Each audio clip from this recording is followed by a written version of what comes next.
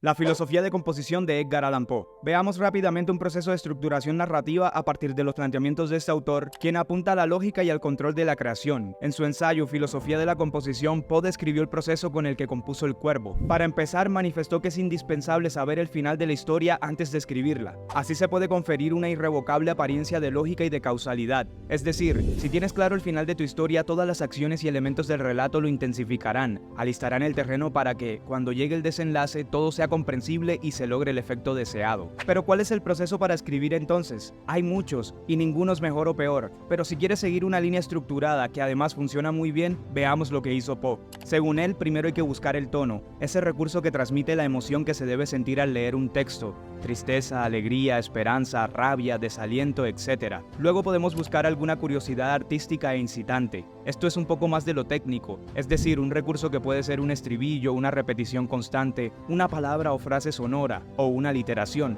Poe consideraba, por ejemplo, que el sonido de la R tenía cierta potencia, y buscó la manera de que estuviera presente de forma evidente en El Cuervo. Luego, en tercer lugar, hay que acoplar esta curiosidad artística al tono del texto. Así, Poe encontró la palabra nevermore, y luego decidió la manera enigmática en que aparecería y se repetiría a lo largo del relato. Después debemos encontrar el tema, cuál se acopla a lo que quiero decir, a lo que me interesa. Escogido el tono y el tema en general, se debe encontrar lo particular en este tema, que es lo que nos dará una serie de acontecimientos específicos. Para el caso de nuestro ejemplo, fue una mujer hermosa que muere. Luego hay que decidir el narrador y el foco, quién contará la historia y desde qué perspectiva. Poe eligió al amante de esa hermosa mujer. En séptimo lugar, debemos definir el espacio, un lugar que también dé información y tenga sentido, como lo hizo nuestro autor al poner al personaje en un espacio estrecho, de manera que este también le dé esa sensación de encierro al lector. A continuación definimos el tiempo en que sucede la historia, y así llegamos a un punto crucial, que es unir la narración de todos esos elementos: tema, recursos, tono, personajes, espacio y tiempo.